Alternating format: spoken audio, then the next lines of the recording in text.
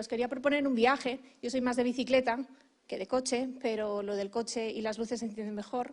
Quería empezar con las luces cortas en este viaje. Los economistas ahora estamos muy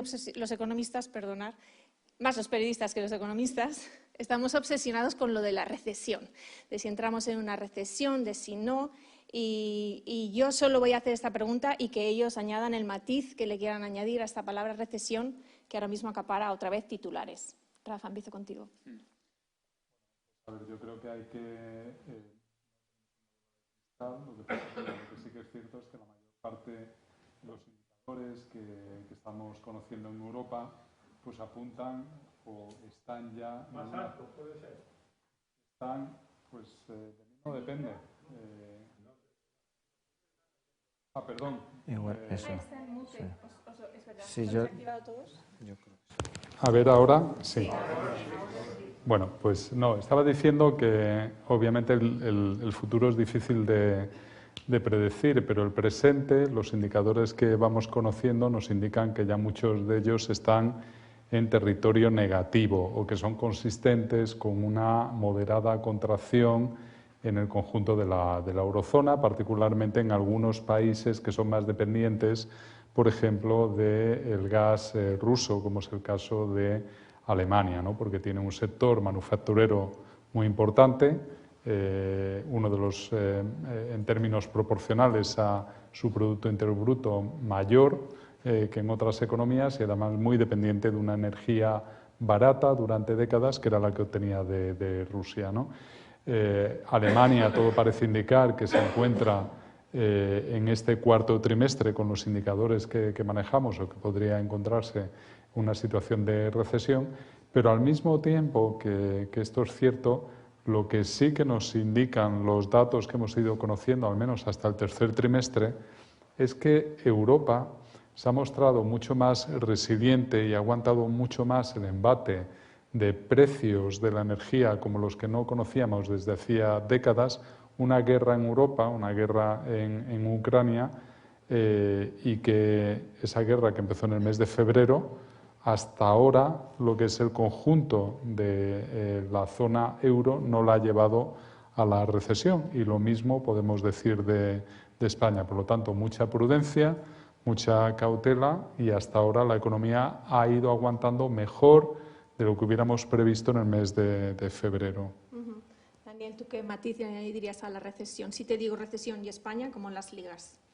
Pues mira, lo primero, si seguimos un poquito las cifras de las principales casas de análisis, yo creo que queda de manifiesto, como pocas veces, el enorme peso que tiene la incertidumbre a la hora de realizar un ejercicio de previsiones económicas. Siempre es muy complejo. Yo creo que pocas veces lo ha sido más que en los momentos que vivimos, yo diría desde hace 2 años a esta parte, pero en concreto desde hoy mirando al corto y medio plazo. Así tenemos, fíjate, previsiones para el conjunto de la economía española, para el conjunto de 2023, que ahora mismo van desde un crecimiento del 0,7-0,8 a 1,4, que es lo que nos está dando el Banco de España, o hasta 2,1 que nos da. Eso nos habla de un abanico enorme, a un enorme grado de incertidumbre, que depende, yo creo que básicamente de cómo buenamente se puede integrar ese escenario de incertidumbre en los ejercicios de análisis. Dependerá pues, de lo que cada analista considere sobre la evolución futura de los tipos de interés, de los tipos de cambio, de distintas variables. En el caso muy concreto de España, yo coincido con esto, Rafa, es decir, los datos duros son los que son, y en principio lo que cabría esperar es una contracción en la tasa de crecimiento trimestral del PIB de la economía española en el cuarto trimestre, en el que ya prácticamente en el que estamos, sin descartar que se pueda extender incluso al primero del año 2023. Lo que no apuntan los indicadores es que el conjunto del año 2023 sea recesivo. A día de hoy sí podría serlo en el conjunto de la zona euro, sí podría serlo en Alemania, sí podría serlo en Italia en el conjunto 2023. Bueno, a día de hoy se estiman tasas de crecimiento en el conjunto promedio anual de 2023 para el caso de España todavía positivas, no sé, digamos un 1%, un poco más, un poco menos. Raymond, cuando los economistas decís recesión, aquí estamos hablando de recesión técnica, que no sé si sabéis que son 2 trimestres consecutivos de crecimiento negativo, y aquí también entra un abanico enorme de posibilidades, ¿no? Lo que vosotros veis es que no es me voy a caer, ¿no? Sino que voy a tener un bache, ¿no? Es una recesión técnica, solo que le llamamos recesión a todo, ¿no? Claro, efectivamente. Es decir, recesión a veces se entiende como una crisis muy profunda y muy prolongada en el tiempo, y aquí estamos hablando de algo posiblemente más corto, ¿no? Lo acaban de decir Rafa y Daniel. Y hay un elemento, aparte de la incertidumbre global, ¿no? Incluso que depende de la voluntad de una sola persona, es decir, es una incertidumbre, como decimos en economía, radical, es decir, no podemos ni siquiera atribuir probabilidades a diferentes escenarios en este momento. Pero hay un elemento que es particularmente difícil de prever, ¿no? Y es el comportamiento de consumo de las familias. El consumo de los hogares pesa aproximadamente el 60% de la economía, ¿no? Se representa, realmente es el principal motor de la economía. Y hasta ahora, pese a la pérdida masiva de poder adquisitivo, los salarios crecen en torno al 2,5%, los precios el 8, el 9, en algún momento el 10, en fin, una pérdida de poder adquisitivo que no veíamos desde la crisis financiera. Pese a ello, el consumo, bueno, ha ido más o menos manteniéndose y tirando de la economía, ¿no? Y esto ha sido posible únicamente por la caída del ahorro. Es decir, lo que pasa es que las familias están financiando su gasto en consumo y, por tanto, tirando de la economía gracias al ahorro, ¿no? Y esto, por supuesto, tiene un límite. Y aquí hay una gran zona de incertidumbre, es si hemos llegado a ese límite. En ese caso, es probable que conozcamos una recesión, aunque sea técnica. Si todavía hay una posibilidad de seguir incrementando el gasto, tirando del ahorro, pues tenemos un pequeño plus de crecimiento, ¿no? Eso del lado del consumo. Y por otra parte, del lado de la inversión pasa un poco lo mismo, ¿no? Es decir, las empresas también disponían de un colchón, ¿no? de liquidez acumulado durante la pandemia. Se han enfrentado a un encarecimiento muy abrupto de todo tipo, de la energía, por supuesto, de todo tipo de costes, ¿no? Y por supuesto su margen se ha estrechado, pero aquí la cuestión es si han llegado al límite, y en ese caso la inversión va a padecer esta situación y también contribuir a lo que sería una recesión, o bien si todavía existe un cierto margen y todavía podría mantenerse algo en el tiempo. Por ahora los indicadores son los que ha dicho Rafa, es decir, que la confianza se va deteriorando y por tanto eso nos incita a un cierto pesimismo a corto plazo, aunque lo hablaremos después, a unas luces a medio y largo plazo también. Otra luz corta a la que me gustaría enfocar es la crisis energética. Parece que el punto, no digo de partido, de set, porque es este primer invierno, más o menos está asegurado, Europa tiene gas, estamos también otra vez con la incertidumbre de dependiendo de si hace mucho frío, no hace mucho frío, tiramos más de gas. Ese punto en el corto plazo de la crisis energética en Europa, ¿cómo lo veis? Daniel, empiezo contigo. Yo creo que hay que distinguir mucho entre lo absolutamente coyuntural y urgente, que en este caso, pues obviamente es la piedra que aprieta en el zapato, de pasar lo menos mal posible este invierno en términos de abastecimiento y de precios. Sin embargo, lo importante es lo que ocurra en el medio y largo plazo, ¿no? Entonces, la gran dificultad ahora mismo está actuar en los dos ámbitos, que necesitamos hacer en lo muy urgente, sin descuidar que, bueno, más allá de que podamos transitar lo menos dolorosamente posible el invierno, luego vendrá la primavera y luego habrá que ver cómo estamos. Yo creo que aproximadamente las reservas de gas europeas se estima que llegarán ahora mismo en el escenario central al mes de marzo. Bueno, habrá que ver dónde estamos en marzo, habrá que ver cómo será la demanda entonces, habrá que ver qué fuentes de abastecimiento y a qué precios estamos, sin descuidar el trabajo de fondo, que es el trabajo más estructural de reforma del sector. Yo creo que el mensaje clarísimo es que, aunque lo urgente sea de lo que estamos hablando, bueno, es un sector que está llamado a reformarse de manera estructural, y eso sabemos que requiere tiempo. Eso no se va a conseguir en 3 meses, ni probablemente en 1 año, ni en 2 años. Yo creo que esa es la gran dificultad, lo urgentísimo y el medio y largo plazo. Raymond, ¿qué opinas?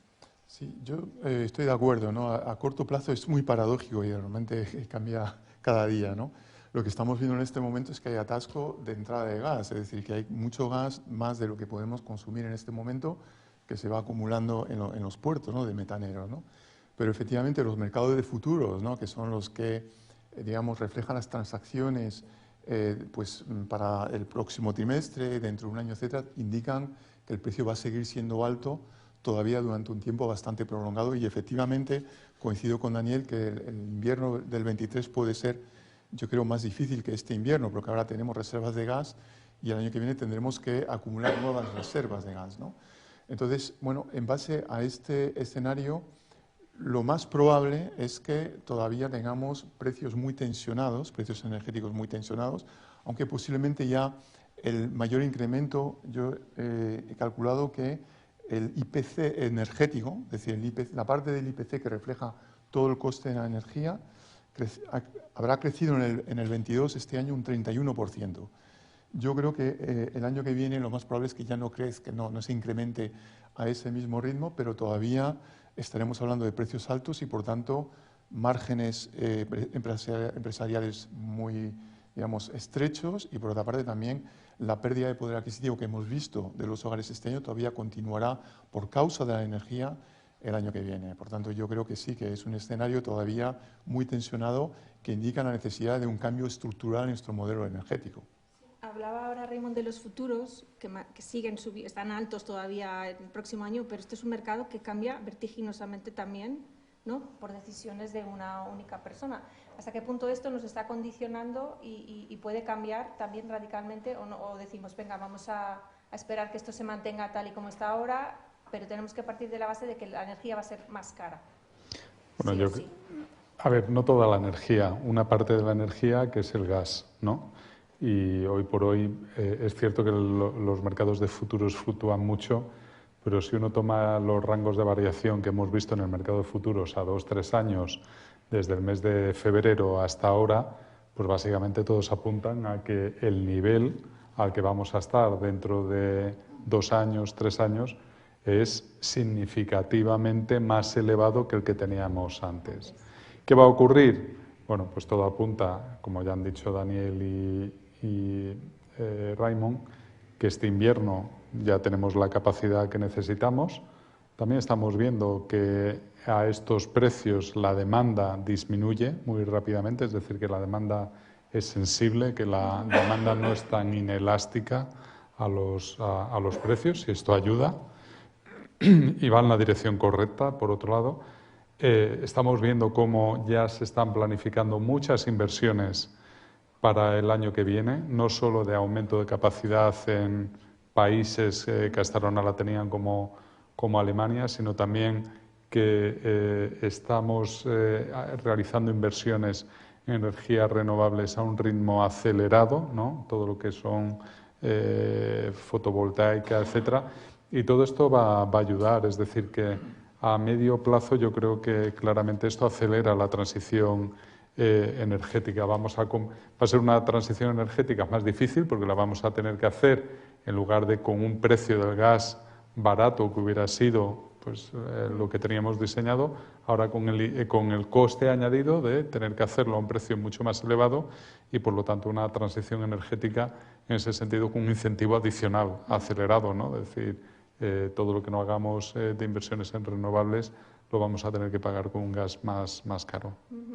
Quiero poner ahora las luces de niebla, porque Raymond hablaba de un factor que los economistas llevan muchos años, unos cuantos años hablando de esto, solo que no os hemos prestado mucha atención, y ahora sí, porque hay un proceso en marcha que se llama desglobalización, y eso también vamos a unir la desaceleración que nos viene, la crisis energética, con una marea que viene de lejos, que es la desglobalización. Y te quería preguntar, Raymond, ¿cómo encaja toda esta nueva fuerza en las perspectivas económicas y, en concreto, en España, cómo nos puede afectar?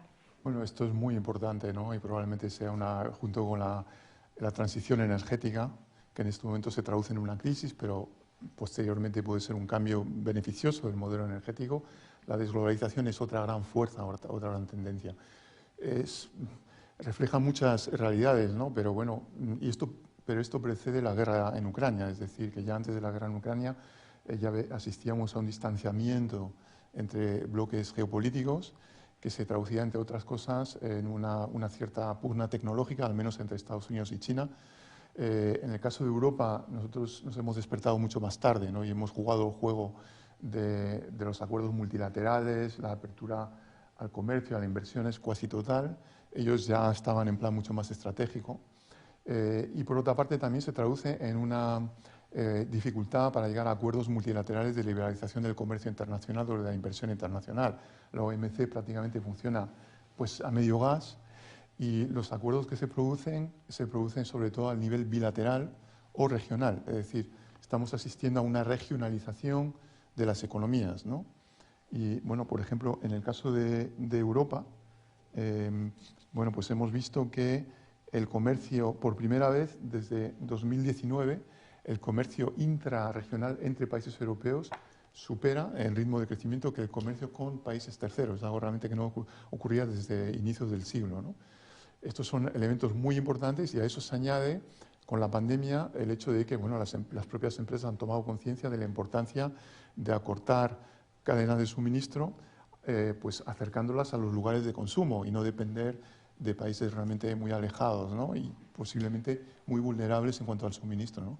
Y esto es un cambio muy importante que a corto plazo es una disrupción adicional, pero a medio y largo plazo yo creo que ofrece una oportunidad a la economía española porque estamos bastante bien posicionados en términos competitivos. Por ejemplo, las exportaciones están creciendo. A mí me sorprende, no sé qué piensan Rafa y Daniel, más del 20%, la inversión sigue entrando. Por tanto, es posible que la economía española esté relativamente bien posicionada a medio plazo en esa reconfiguración de la globalización. Rafa, tú que has trabajado en tantos departamentos de análisis económico, yo no sé hasta qué punto la palabra geopolítica estaba presente en los análisis siempre y no le prestábamos atención, o esto es una cosa como muy de ahora y muy relevante. Bueno, ya lo ha estado en el pasado. Yo recuerdo que geopolítica era siempre uno de los elementos de riesgo.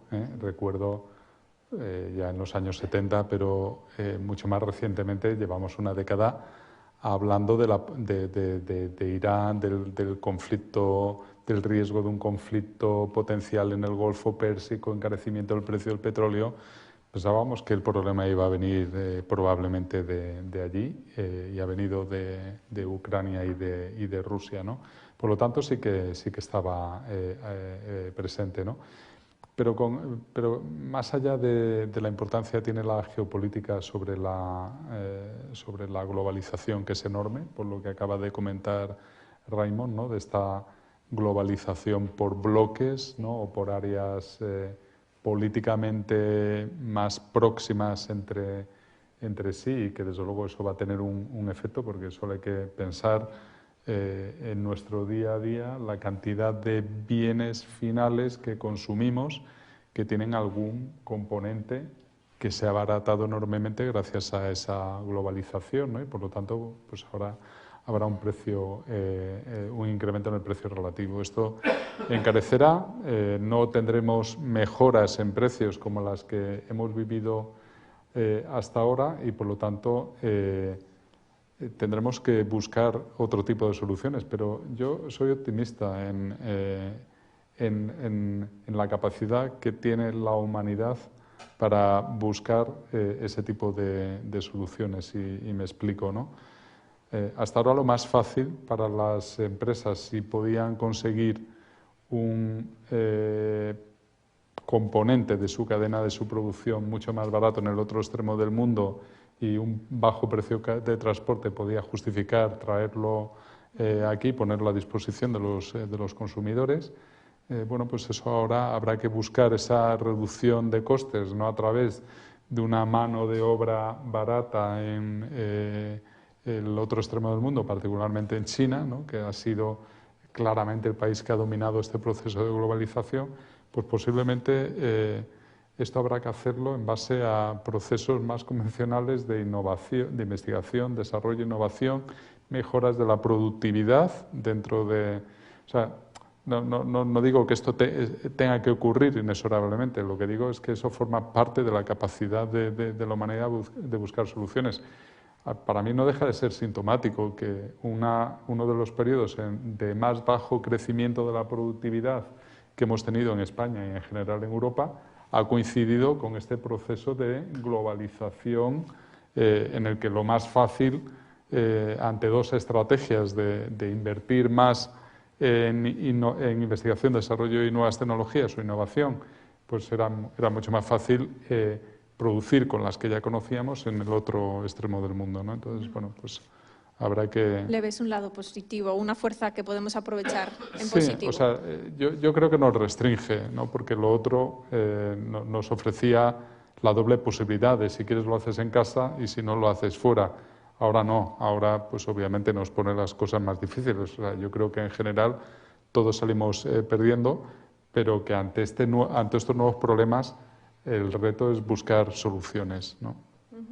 ¿Tú, Daniel, cómo ves el tema de la desglobalización? Yo no estoy muy a gusto con la expresión desglobalización porque me sugiere una enmienda a la totalidad. Me sugiere una enmienda a la totalidad y yo creo que la globalización ha sido fuente de riqueza, fuente de progreso, pero es verdad que por el camino hemos pecado quizás de esta perspectiva de, bueno, si lo que ganan los que ganan es mayor de lo que pierden los que pierden y por lo tanto el pastel crece, nos vale. Y a lo mejor la reflexión es, bueno, eso es una condición, pero cuidado con dejar a países, sectores por el camino. Entonces, yo no hablaría tanto de desglobalización como de repensar la globalización. Creo que el comercio internacional y las ventajas comparativas y las distintas estrategias son fuente de riqueza, simplemente, bueno, que esa riqueza debe ser más igualitaria de lo que ha sido a nivel planetario. Yo creo que el tema del cambio climático en general pone de manifiesto esto, ¿no? Los distintos esfuerzos que cada economía tiene que hacer. Por lo tanto, yo no renunciaría a la globalización, es verdad que hay que repensarla, hay que corregir aquello que no ha funcionado bien, pero no estoy de acuerdo con esa sugerencia de enmienda a la totalidad. Lo que sí me preocupa más es lo que pone de manifiesto el conflicto de Ucrania, que es un poco el despertar. Parece que llevamos décadas viviendo en un mundo en el que creíamos firmemente que la interdependencia económica y de relaciones comerciales, bueno, era un incentivo muy fuerte a sentarse en torno a una tabla, una mesa, a resolver los problemas y las diferencias que tuviéramos, ¿no? Y un poquito lo que pone en cuestión la guerra de Ucrania es eso. Oye, pensábamos que haciéndonos más interdependientes uno de los otros, el comercio iba a ser pues también una fuerza de paz, no solo de desarrollo económico. Y bueno, eso es un poquito lo que cuestiona la propia guerra de Ucrania y por lo tanto pues la misma noción de multilateralismo, al menos como la habíamos concebido hasta ahora, en un mundo que va a ser más complicado porque va a ser multipolar, ya no va a ser solo Occidente versus Asia, pues ahora estará Estados Unidos, estará la Unión Europea, estará China, y bueno, eso lo hace más complejo. Yo me quedo con la idea de que sí, la globalización tal y como la hemos visto ha tenido sus partes negativas, pero yo creo que más que enmendarla lo que debemos es mejorarla. El siguiente punto que también está un poco en esta neblina es el tema de la política monetaria, cómo la crisis en Ucrania ha tenido un impacto en los precios energéticos y eso ha disparado la inflación a niveles que no veíamos en décadas. Hoy la vicepresidenta económica, por ejemplo, decía: en estos momentos hay que aceptar que el Banco Central Europeo y los distintos gobiernos tenemos que articular bien nuestras políticas económicas para garantizar que controlamos y moderamos la inflación sin poner en riesgo el crecimiento económico y la creación de empleo. A ver, esto así suena muy bien, pero yo no sé si estamos ya en el momento de que podemos salvar todas las variables que os acabo de introducir en esta ecuación. El impacto que puede tener la política monetaria ahora mismo en el crecimiento, ¿cómo lo ves, Rafa? A ver, el impacto, obviamente, una subida de tipos de interés lo que hace es encarece el crédito y encarece, obviamente, supone una disminución de renta disponible para todos aquellos agentes económicos, da igual que sean hogares, que sean empresas, que se encuentran endeudados, o los propios gobiernos, con lo cual ahí hay una pérdida de renta disponible, ¿no? Yo creo que la pregunta no es tanto el coste que eso tiene a corto plazo, que lo tiene, sino que, a ver, los bancos centrales hacen esto por muy buenas razones. Es que llevamos décadas de investigación económica en la que sabemos cómo se tiene que operar en estas circunstancias. Y ahora, con todas las incertidumbres que hay, incluso aunque la inflación tenga un origen energético, es muy importante evitar que esa inflación se enquiste, que se generen efectos de segunda ronda, que empecemos a ver una espiral que hasta ahora no tenemos de precios, salarios, márgenes de empresas, de manera que un problema de inflación importada se termina convirtiendo en un problema muy duradero de inflación permanente. Los bancos centrales tienen que anclar bien las expectativas, evitar que los agentes económicos empiecen a pensar que sistemáticamente la inflación va a estar muy por encima de lo que son los objetivos de los bancos centrales, que todos los contratos, da igual que sean los que hacen las empresas entre ellas o el sector público con las empresas o los trabajadores con las empresas, se hagan ya con una previsión de inflación en el entorno del 4, 6, 8%, tiene que evitar obviamente eso, y hay muy buenas razones. Es que la historia nos demuestra que cuanto más tardemos en actuar, si se termina generando ese tipo de dinámicas, el coste termina siendo muy superior, es decir, es preferible. Yo creo que ya había, bueno, los bancos centrales en general todos nos equivocamos, pensamos hace un año, aunque ya la profesión estaba dividida entre los que pensaban que la inflación era transitoria y que iba a ser, y los que pensaban que iba a ser más duradera.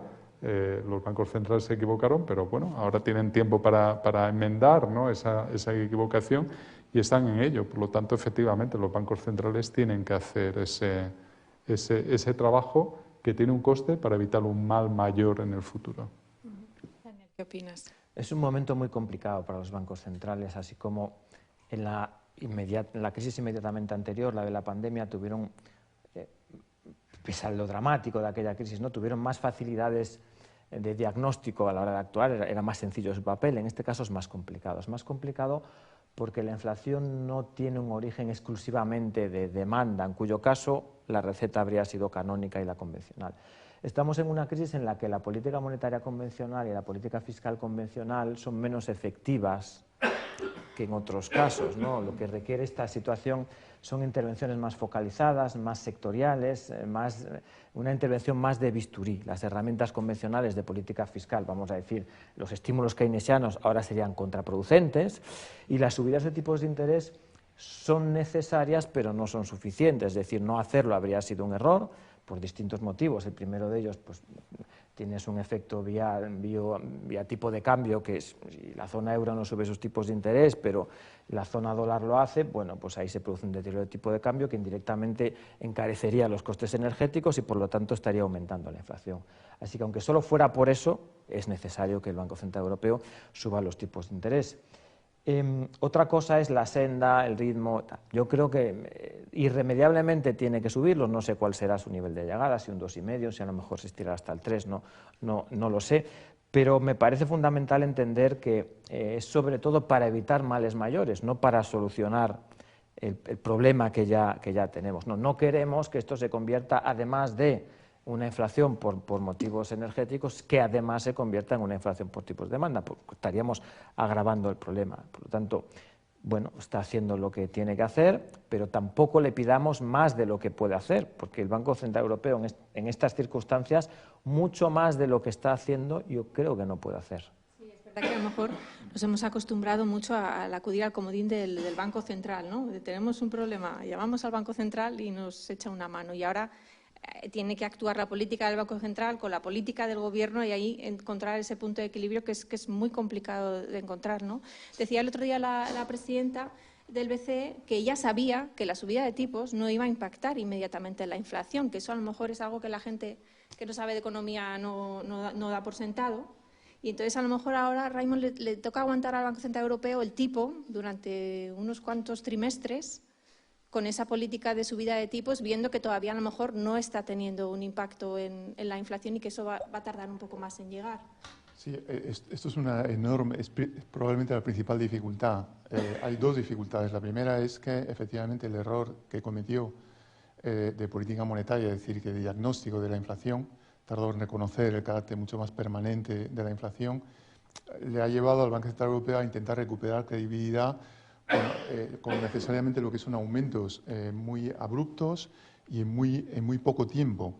Entonces esto tiene dos inconvenientes. El primero es que no le da tiempo a ver cuál es el impacto de cada uno de los incrementos de tipo de interés en la economía, porque hace falta aproximadamente 6 meses para ver cómo se traduce un incremento de tipo de interés en la economía.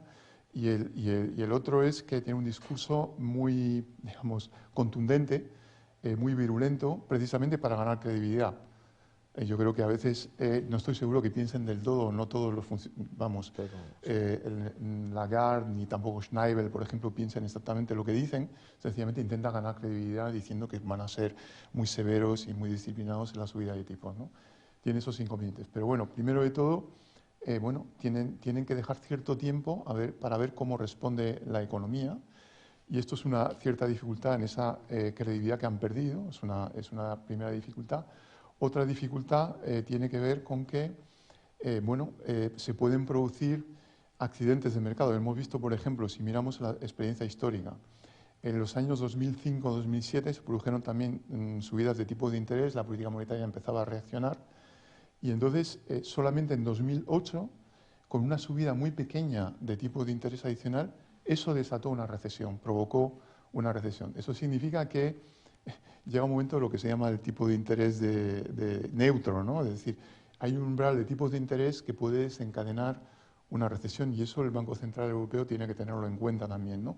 Y a eso se añade una dificultad adicional dentro de este desafío para la política monetaria, y es que la zona euro no es totalmente, digamos, no funciona igual, ¿no? Tenemos países con una inflación del 20%, los bálticos. En este momento Alemania tiene prácticamente el 11% de inflación, y resulta que España tiene menos del 8%. Yo creo que es posible que pasemos por encima del 8 o el 9, pero bueno, posiblemente tendremos algo menos de la media europea, precisamente porque no hay riesgo de corte de suministro de gas, en fin, hay una serie de factores favorables.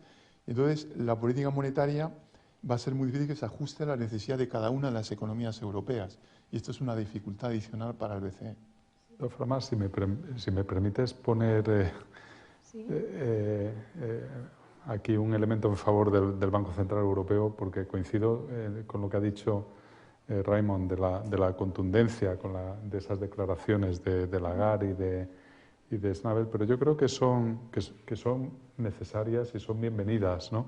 Pero antes decía Raimon una cosa importante, es decir, empezaba diciendo, nos encontramos en un contexto de incertidumbre radical. Si ponemos ese contexto de incertidumbre radical en un lado de la balanza, está muy bien que en el otro pongamos otro que es el de un mensaje claro, contundente, que va justo en la dirección contraria. Es decir, yo haré todo lo que está en mi mano para asegurar a la sociedad europea que la inflación no se va a descontrolar, ¿vale? Y por supuesto que no lo voy a poder hacer ni este mes ni el siguiente, pero por lo menos despejen esa incertidumbre. Yo no puedo quitarlas de lo que pasa en Ucrania, Putin o lo que sea, pero por lo menos es muy importante decirle a la sociedad europea: confíen en que dentro de 2 años, 3 años, la inflación no va a ser un problema, no va a estar ahí enquistada, que ya tenemos bastante con la guerra de Ucrania. En ese sentido, yo echo de menos más coherencia con la política presupuestaria, es decir, este mensaje, ¿no?, de dar bueno, un ancla, ¿no?, una referencia. Yo creo que es importante que se complemente con una política presupuestaria que tenga en cuenta el contexto de inflación, ¿no? Hemos visto el contraejemplo en Reino Unido, en que la política presupuestaria iba por un lado completamente opuesto a la política de antiinflación del Banco Central de Inglaterra, ¿no? Y hemos visto lo que produjo en ese contexto, ¿no?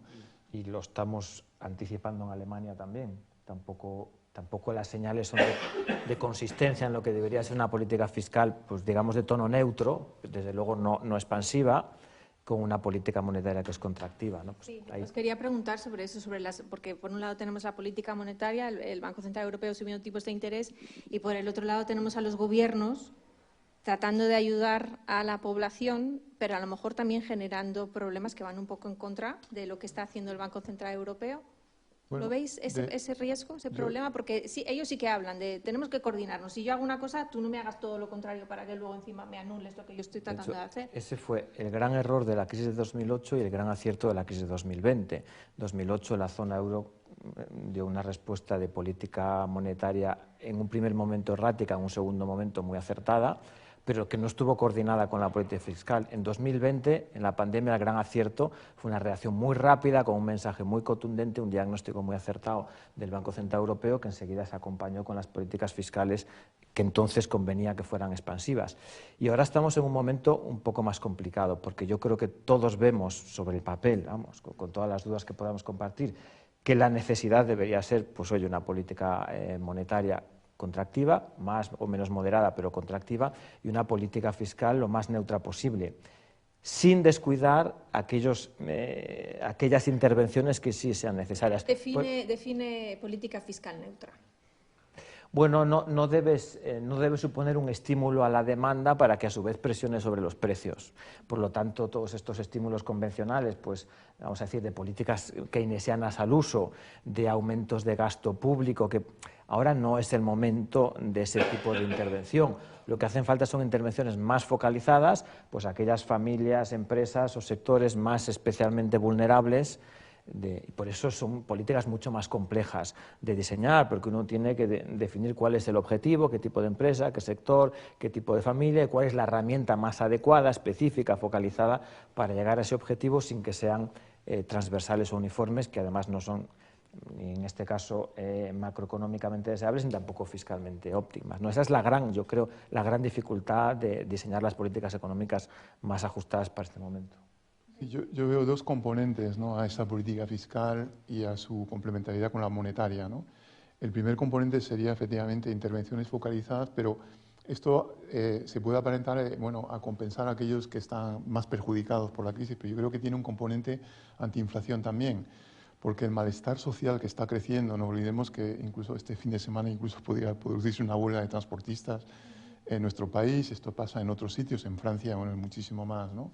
Ese malestar social requiere también acciones quirúrgicas para aquellos sectores más en dificultad. Y por otra parte también hay empresas que son viables a medio plazo, pero en ese momento se enfrentan a pues, un estrechamiento de márgenes y al riesgo de colapso de la empresa, ¿no? Y entonces es muy importante también que haya una acción dirigida a estas empresas. Hay un componente no solamente de reparto del coste, pero también de política antiinflación. Esto me parece muy importante. Y hay otro elemento que yo creo que es crucial desde el punto de vista de la política fiscal, y es que ya tiene que preparar ese cambio de modelo energético. Es decir, por ejemplo, subvenciones generalizadas al hidrocarburo me parece que no es coherente ni con la política antiinflación, porque realmente no todo el mundo necesita esa subvención, ni tampoco con respecto al objetivo de cambio de modelo energético. Y esto también hay que tener en cuenta los incentivos a poco, y todo lo que estamos viendo, por ejemplo, en Alemania, y yo creo que hay una iniciativa interesante, es que las ayudas a los hogares, tienen un componente que es una serie de servicios básicos de energía y sobre todo de electricidad, que están subvencionados, y por encima de ese paquete de ayudas básicas se paga el precio de mercado. Esto yo creo que contiene un incentivo, ¿no?, al ahorro energético que me parece saludable, ¿no? Por otra parte, quiero decir algo sobre la política monetaria, no quiero olvidarme de eso, porque es un pequeño matiz con respecto a lo que dice Rafa, ¿no? Yo creo que también hay un riesgo de sobrereacción con esto, es decir, que no tenemos que olvidar que dentro de lo que es cierto, el Banco Central Europeo se tiene que centrar en la lucha contra la inflación, pero si no deja pasar suficiente tiempo para ver cómo reacciona la economía, en algún momento puede producirse ese riesgo. Y yo creo que es importante que tengan en cuenta precisamente la política fiscal, ¿no? Es decir, esa complementariedad me parece muy importante también que la tenga en cuenta la propia política monetaria, ¿no? Rafa, ¿querías añadir algo sobre la incompatibilidad entre ambas políticas ahora mismo? ¿Esos peligros? Sí, vamos a ver, es un peligro que existe porque hay errores de ejecución en las políticas. Lo que pasa que yo hoy por hoy no creo que sea muy importante, ¿no? Porque, o sea, podemos discutir sobre el diseño de las políticas fiscales y si están siendo las correctas, si es mejor, por ejemplo, atacar el problema del precio de la energía como lo está haciendo España o como lo está haciendo Alemania. O sea, los dos tienen pros y contras. El de España pues, está más orientado a que tenga un efecto más inmediato sobre la inflación, pero a cambio de eso no genera un desincentivo sobre la demanda de gas, ¿no? Que no solo no cae, sino que aumenta. En el caso de Alemania, ellos anteponen el desincentivo al gas y entonces, como explicaba Raimon, ¿no?, dicen, bueno, pues vamos a darles a a todos los hogares alemanes y a todas las pymes un cheque por el 80% de la electricidad que consumían hace un año, independientemente de que consuman más o menos, con lo cual les están dando a todos el incentivo a, oye, reduce la demanda, porque el cheque lo vas a cobrar igual por el 80% de lo que estabas consumiendo antes de la guerra. Si reduces la energía, eso que te ahorras y que te llevas, ¿no? ¿Cuál es el inconveniente que tiene? Pues que eso no reduce la inflación como la está reduciendo en Alemania. La inflación sigue siendo muy elevada. O sea que depende de dónde se quiera poner el énfasis.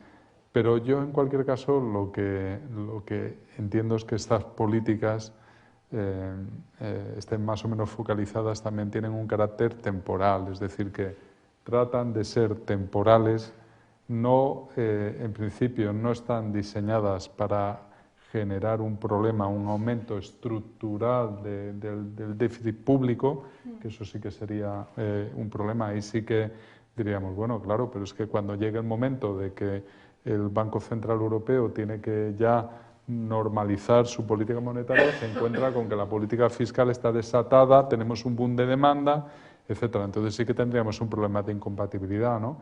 Pero yo hoy por hoy veo que hay tiempo más que razonable como para evitar que eso ocurra.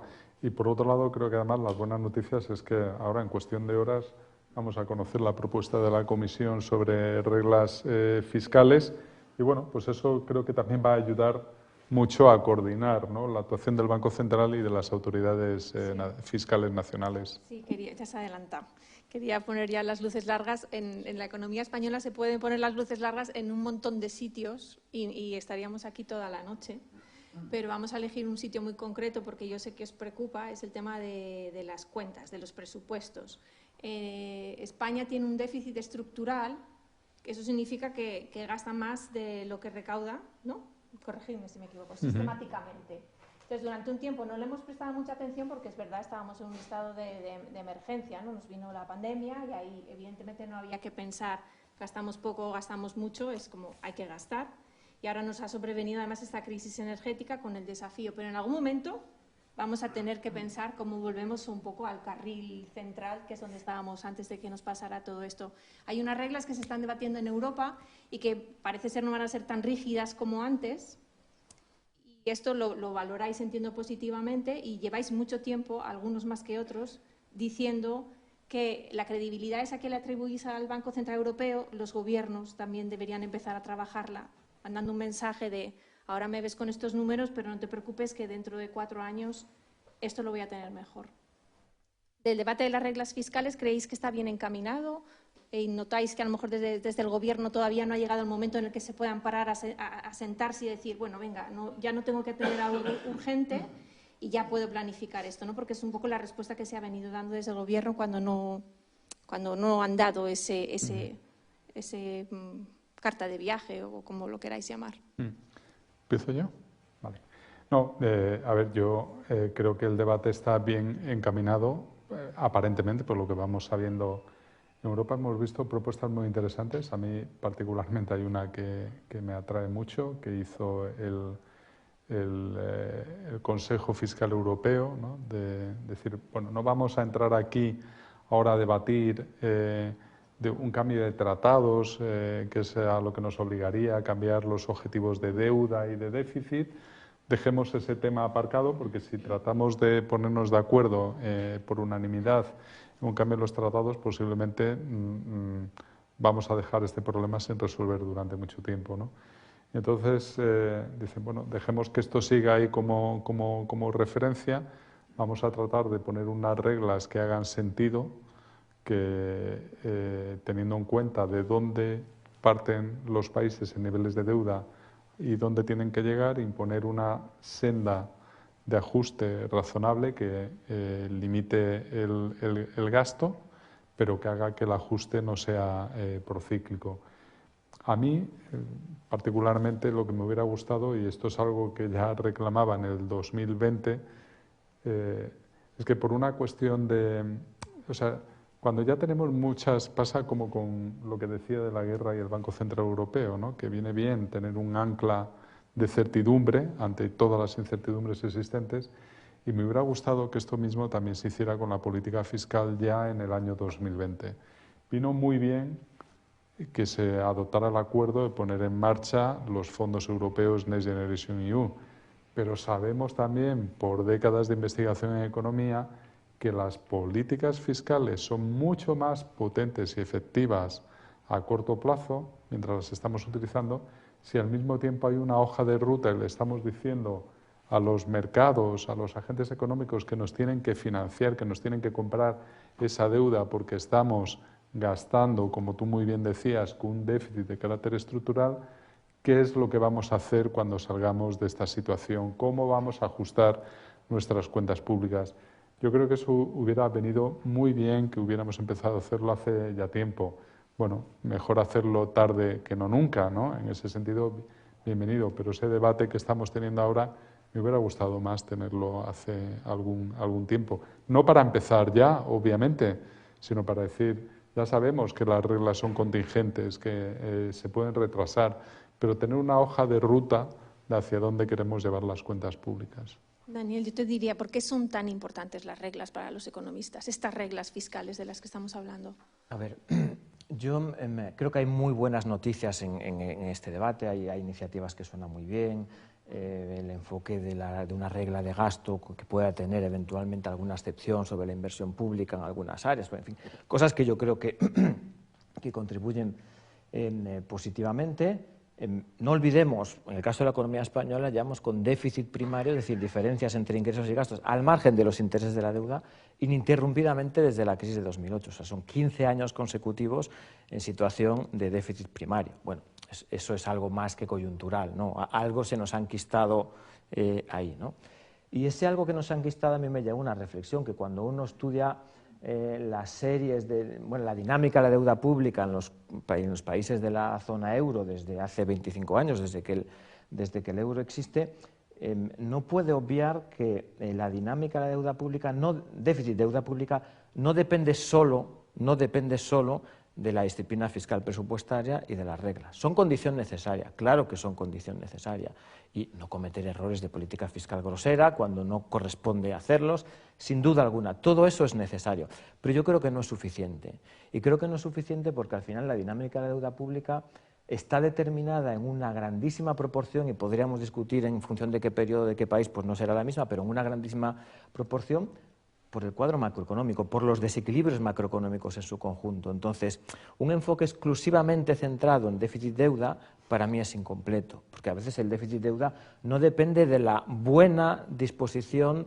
del gobierno de turno, sea de un color o sea de otro, sea de un país o sea de otro. Es la dinámica macroeconómica la que le conduce pues, a tener pues, una caída de los ingresos mayor de la esperada, un gasto discrecional sobre el que sí se puede actuar, pero un gasto comprometido sobre el que es mucho más complicado actuar. Entonces, a mí me gustaría que ese debate fuera de la mano del de los desequilibrios macroeconómicos para que esas normas, no solo de flujos, sino también de stocks de deuda, fueran más creíbles en el medio y largo plazo. Sí, porque lo de la credibilidad también es muy importante, ¿no?, a la hora de fijar esas nuevas reglas que se quiere dotar en la Unión Europea, porque si dices voy a hacer esto y todo el mundo piensa que no lo vas a hacer, pues tampoco te sirve de mucho, ¿no?, haber hecho una nueva regla fiscal.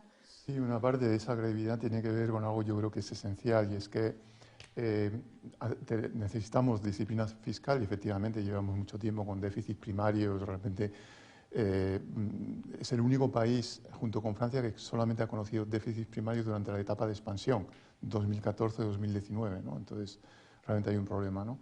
Pero hace falta también crecimiento económico. Entonces, por ejemplo, Italia ha conocido solamente desde el año 2000 superávits primarios, pero sin crecimiento económico esto ha sido insuficiente para parar el crecimiento de la deuda pública. Por tanto, es muy importante también que la política fiscal dentro de ese ajuste cuide el crecimiento económico. Por eso yo creo, a mí me parece acertado lo que va a ser la propuesta de la Comisión, y es que se condicione el respeto, digamos, el respeto de las reglas fiscales incorpore pues reformas, inversiones que estimulen el crecimiento económico. Es decir, a la vez hay que mantener una serie de equilibrios que, por lo que entiendo, será en torno al gasto público, una senda de gasto público, pero estará condicionado al respeto de los compromisos que cada país adquiere, por ejemplo, dentro del programa de los fondos europeos, de una combinación de reformas e inversiones de manera a estimular el crecimiento económico. Esto me parece absolutamente fundamental, porque si no tendremos, lo que hemos visto estos últimos años es que la zona euro, bueno, ha sido una zona de relativamente bajo crecimiento, muy sesgado hacia abajo, por ejemplo, por países como Italia, etcétera, ¿no? Y yo creo que esto se trata de cambiarlo también, ¿no? Entonces la credibilidad también pasa por la fijación de objetivos que tienen que ver con bueno, pues el crecimiento económico. Tenemos que hacer frente al cambio de modelo energético, para eso hace falta inversiones. Entonces, una posibilidad sería la regla de oro, pero yo creo que más allá, que cada país tuviera objetivos muy específicos de inversión tecnológica, etcétera, y de reformas.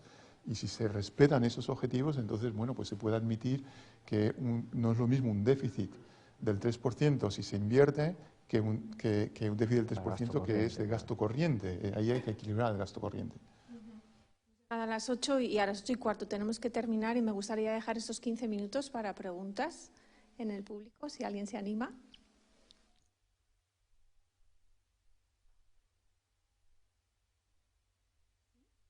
Hay un micrófono, creo que por allí, que les pueden pasar. Quería saber la opinión de los intervinientes sobre si las bolsas europeas están siendo, a su parecer, coherentes con las incertidumbres que nos han manifestado. Las incertidumbres económicas que hay, la cuantificación y el futuro que se puede prevenir habida cuenta de dichas incertidumbres. Gracias. Es una muy buena pregunta y hoy hay un artículo en el Financial Times de un periodista que dice que los economistas nos confundimos regularmente, no sé si lo habéis leído, la previsión de las recesiones. Normalmente los economistas no prevén recesiones, sí lo hacen los mercados, y en este caso es al revés. Los mercados no están incorporando, no están anticipando una recesión, pero sí los economistas, ¿no? Entonces aquí hay una gran cuestión de si las bolsas, bueno, están sencillamente mucho más en consonancia con la marcha de la economía, o bien son excesivamente optimistas, ¿no? Entonces yo creo que eso es una... bueno, hay un elemento también en la evolución de las bolsas que tiene que ver con los beneficios empresariales, ¿no? Que este año han crecido, en muchos casos, por lo menos para grandes empresas, y entonces la cotización bursátil lo refleja hasta cierto punto, ¿no? Por tanto, yo creo que bueno, no sería la primera vez que la bolsa no prevé, en este caso, no solamente los economistas hacemos errores, pero también las bolsas. Yo creo que en este caso posiblemente las bolsas pequen un poco por optimismo. Esa es mi impresión. Bueno, sí, todo depende del momento en el que establezcas la comparación, ¿no? Es decir, si hacemos la comparación como estaban las bolsas antes de la guerra de Ucrania, como están ahora o como han estado en el pasado, pues entonces se supone que las bolsas ya predijeron esa recesión hace un par de trimestres, ¿no? Y yo, en lo que no estoy de acuerdo con este artículo del Financial Times que cita Raymond, es aquello de bolsas versus economistas, ¿no? Yo conozco economistas como Roger Farmer, que ha utilizado la bolsa para predecir las recesiones en Estados Unidos. O sea que las cosas no son tan dicotómicas, ¿no? Incluso hay una teoría que es la teoría de Q de Tobin, ¿no? Que tiene en cuenta la comparación entre el valor bursátil de las empresas y el precio de la inversión para predecir la evolución de la economía, ¿no? Entonces, efectivamente, no es tan dicotómico como lo parece, ¿no? Pero es una muy buena pregunta. Yo diría que independientemente de que los mercados sean buenos o malos predictores, es muy conveniente seguir sus anticipaciones, porque en cualquier caso es así como ven el futuro. Entonces, esa es una información muy valiosa. Los mercados ven así el futuro en el corto y medio plazo, pues con independencia de que eso se vaya a materializar o no, es una información extraordinariamente valiosa. Sí, eso por cierto es muy importante para el debate de las reglas fiscales que decíamos, porque ya podemos poner en Europa las reglas fiscales que queramos, que si luego el mercado no está dispuesto a comprar esa deuda, a pesar de que cumplamos las reglas, no conseguiremos nada. Es decir, la regla no tendrá credibilidad frente a los mercados que tienen que financiar a los países que renueven esos niveles de deuda, ¿no? Había, creo, una pregunta más, una mano más, ¿sí? Gracias y buenas tardes. Yo quería hacer una pregunta en relación con el título de la charla, el fin de la abundancia. Porque, claro, yo pensaba, digo, si estamos en un momento en el que se anuncia el fin de la abundancia, yo me pregunto sobre el pasado, cuándo comenzó esa abundancia y en qué consistía. Lo digo porque hace poco en una charla también de economistas alguien afirmaba que los economistas se asemejan en cierto modo a los meteorólogos, que suelen acertar en lo que ya ha pasado. Entonces, yo digo, ¿cuándo comenzó esa abundancia? ¿Qué significa realmente la abundancia? Y si puede contraponerse ese concepto al de pobreza. Porque tenemos informes de entidades importantes en España que constatan que ha aumentado mucho el umbral de la pobreza. Y parece ser que es que se ha incrementado también el concepto mismo o el contenido del concepto de pobreza, pues a temas que antes no eran necesarios y hoy parece que sí lo son, como puede ser el carecer de wifi en el mundo de Internet o como puede ser el carecer de aire acondicionado en un planeta que está padeciendo un calentamiento global. ¿Podrían explicar un poco esos conceptos, por favor?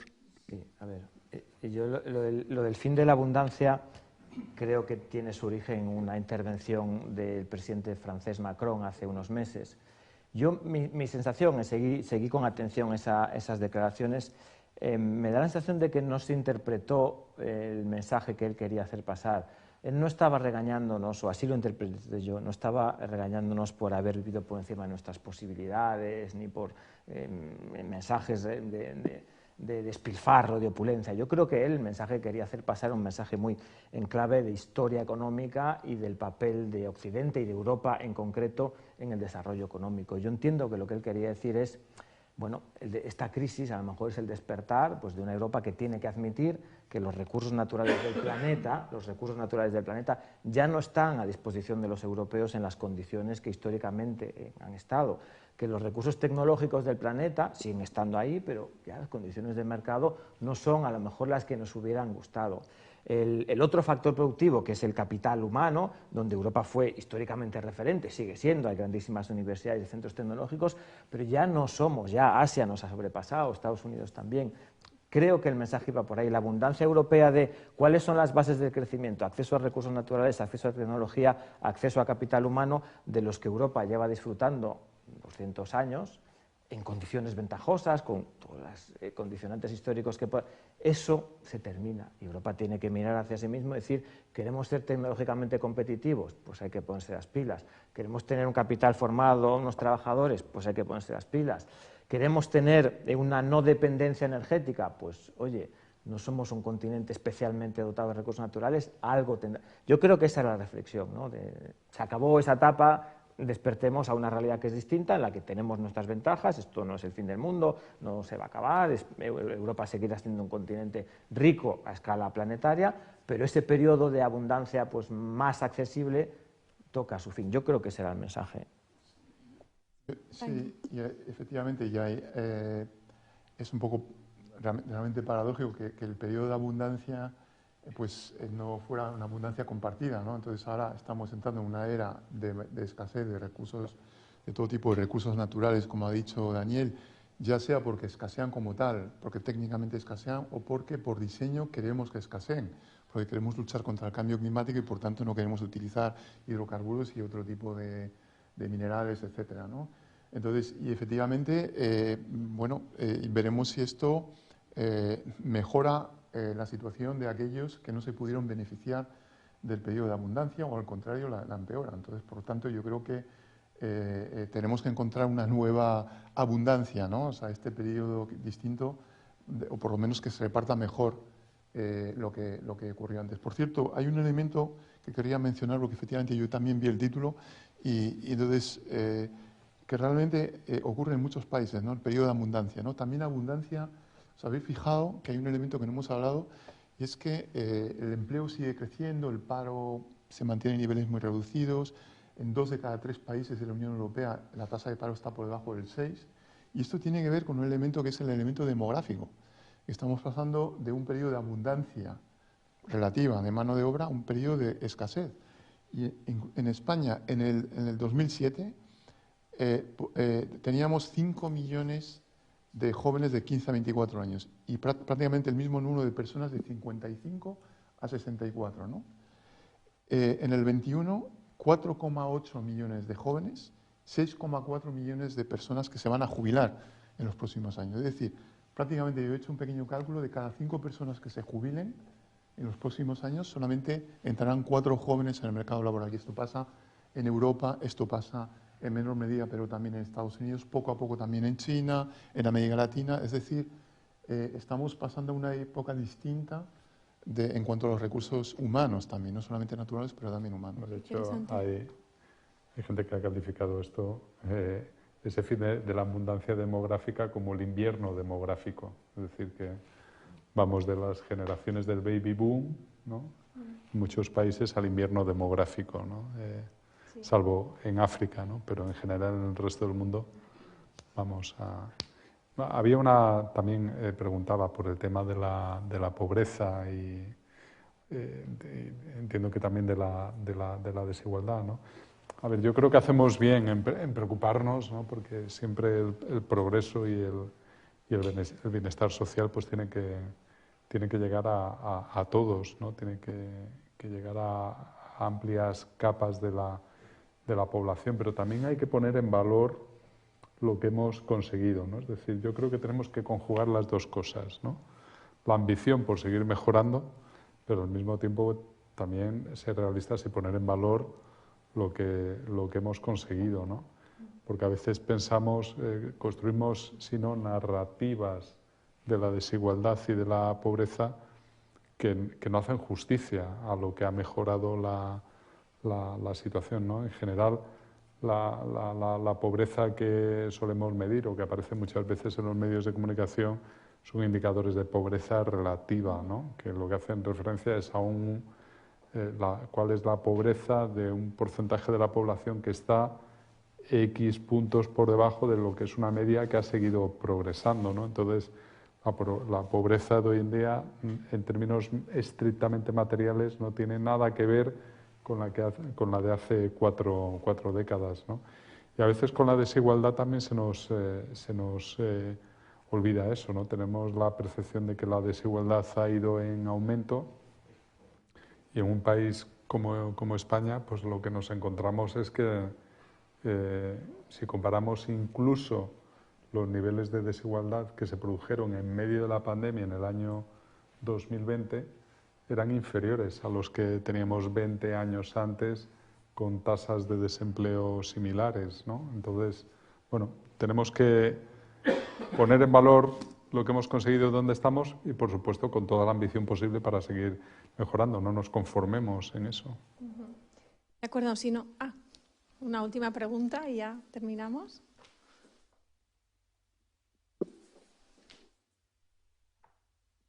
Hola, ¿qué tal? Muchísimas gracias por todo lo que nos habéis contado, porque ha sido verdaderamente esclarecedor.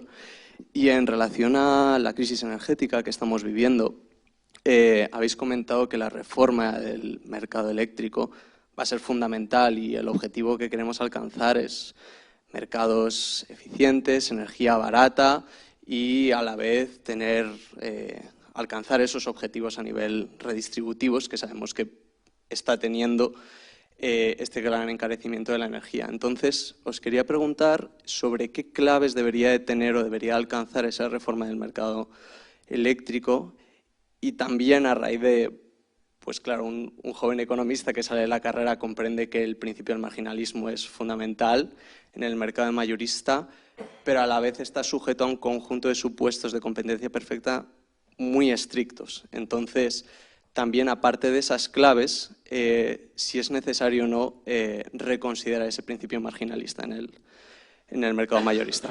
Gracias. A ver, el problema no solo es tan complejo como lo has dicho, sino un poco más. Porque te has olvidado en tus claves de que además queremos descarbonizar.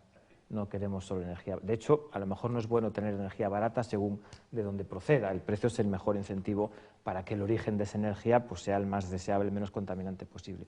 Sobre el marginalismo, yo no creo que sea tanto el marginalismo lo que esté en cuestión como el ámbito de aplicación del marginalismo. Es decir, cuando se hacen competir a curvas tecnológicas que son muy distintas entre ellas, pues sí, la solución puede no ser del todo eficiente, como estamos viendo ahora con el caso de gas. Yo creo que eso no cuestiona el principio en sí, creo que es el bueno, pero efectivamente se produce un fallo de mercado ahí. Maneras de atacar ese fallo de mercado podemos considerar muchas.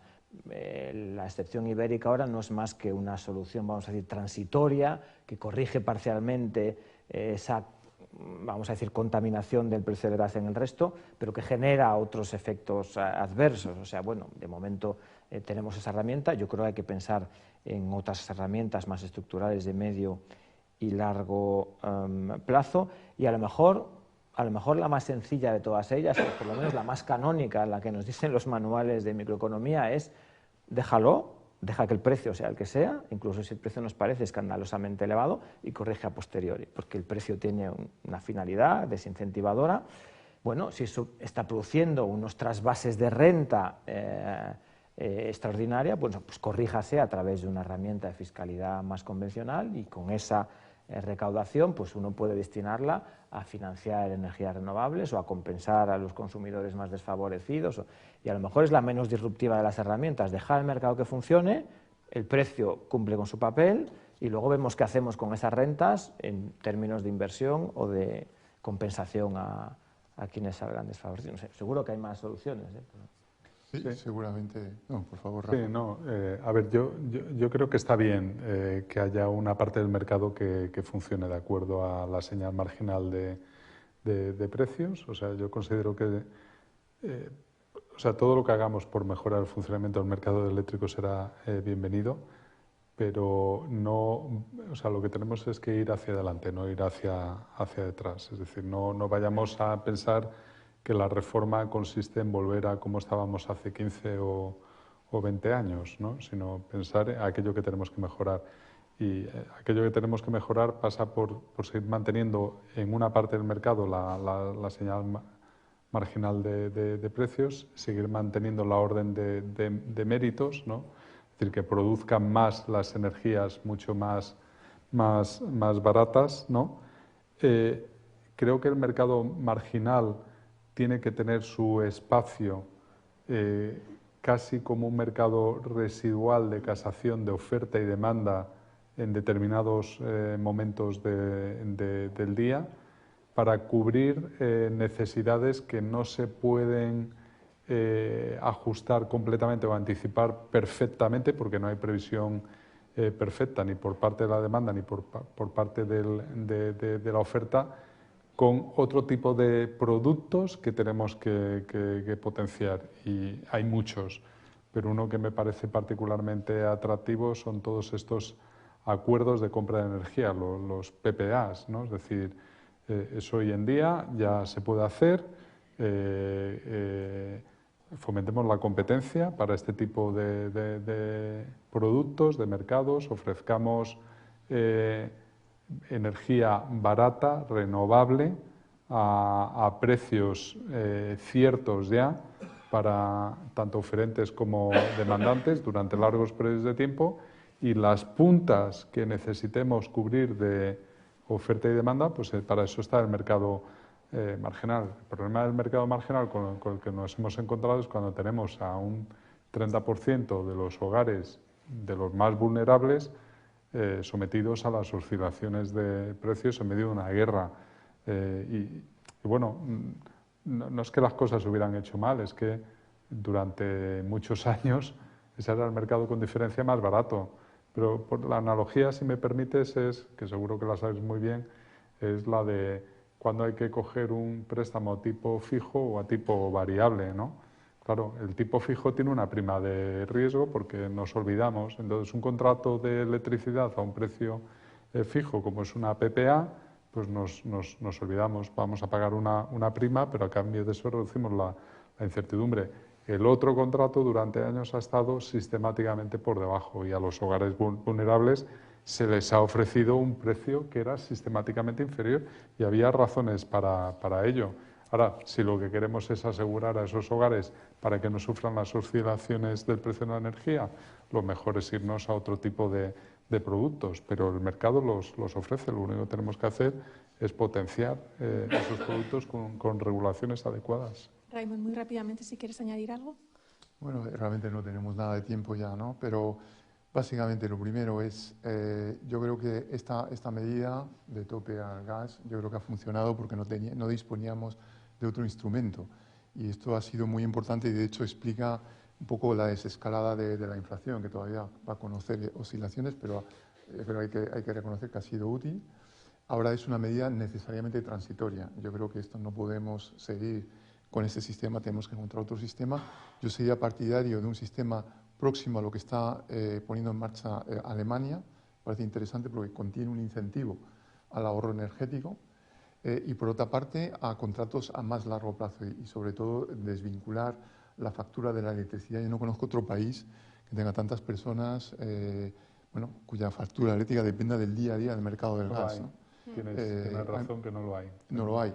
Entonces, no existe otro país. Entonces, esto es algo que realmente es problemático y pasa en otros ámbitos, también en las hipotecas, también hay muchas hipotecas de tipo variable, es algo que también lo hemos conseguido ahora con la reforma laboral, reducir la temporalidad, pero es un mal histórico que hemos conocido, es el de la volatilidad, ¿no? Bueno, lo tenemos que dejar aquí. Tengo aquí una lista de todas las cosas de las que no hemos hablado. La resistencia del empleo, la reforma de las pensiones, educación, el impacto de la tecnología, los impuestos, que también es un tema que suele interesar bastante. No sé si nos invitarán otro día. En defensa del gremio, a mí me gustaría decir que a veces a los economistas, y yo a veces reconozco que también lo hago desde los artículos, se les critica porque no aciertan. Pero es que ahora mismo es verdad que estamos en ese viaje que hemos querido hacer aquí en un contexto tan complicado que a lo mejor el economista te dice curva a la derecha y tú le preguntas ¿cómo de cerrada? Pues no sé, cerrada, muy cerrada. Entonces esa exigencia que se les pide ahora mismo, por muchos datos que ellos tengan y mucho conocimiento, es muy difícil de dar, ¿no? Y nos movemos en el mundo de los escenarios, que a mí eso me choca muchísimo porque nunca lo había vivido, cuando te dicen la economía puede crecer esto si pasa esto, pero también tengo este otro escenario donde también puede pasar todo esto y le asigno probabilidades. Yo eso no lo había visto nunca hasta la pandemia. Y una reflexión personal que yo me hago a mí misma es que a lo mejor la incertidumbre con la que vivimos tampoco es transitoria y vamos a tener que empezar a manejarnos también con la incertidumbre en muchas de las decisiones que tomamos en la vida, ¿no? Muy bien. Pues el fin de otra abundancia. Llegamos al final. Muchísimas gracias a todos de nuevo y solo anunciarles que vamos a volver el día 19 de diciembre y lo vamos a hacer con el coronel José María Pardo de Santayana, que es analista del Instituto Español de Estudios Estratégicos, que nos hablará del nuevo orden mundial. Así que están todos invitados. Gracias.